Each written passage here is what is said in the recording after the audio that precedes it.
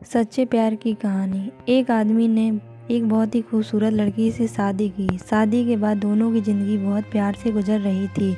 वह उसे बहुत चाहता था और उसकी खूबसूरती की हमेशा तारीफ़ किया करता था। लेकिन कुछ महीनों के बाद लड़की चर्म रोग से ग्रसित हो गई और धीरे धीरे उसकी खूबसूरती जाने लगी। खुद को इस तरह देख उसके मन में डर सामने आने लगा कि यदि वह बदसूरत हो गई तो उसका पति उससे नफ़रत करने लगेगा और वह उसकी नफ़रत बर्दाश्त नहीं कर पाएगी। इस बीच एक दिन पति को किसी काम से शहर से बाहर जाना पड़ा।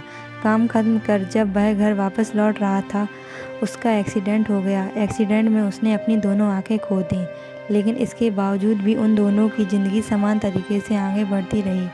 समय गुजरता रहा और अपने चर्म रोग के कारण लड़की ने अपनी खूबसूरती पूरी तरह गंवा दी। वह बदसूरत हो गई, लेकिन अंधे पति को इस बारे में कुछ पता नहीं था, इसलिए इसका उनके खुशहाल वैवाहिक जीवन पर कोई प्रभाव नहीं पड़ा। वह उसे उसी तरह प्यार करता रहा।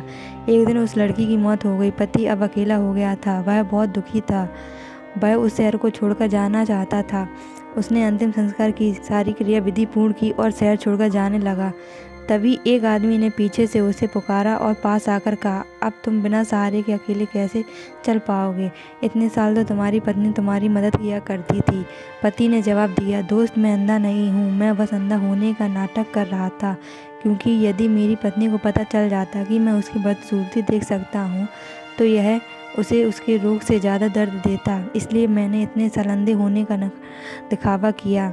वह बहुत अच्छी पत्नी थी, मैं बस उसे खुश रखना चाहता था। सीख: खुश रहने के लिए हमें भी एक दूसरे की कमियों के प्रति आंखें बंद कर लेनी चाहिए और उन कमियों को नज़रअंदाज कर देना चाहिए।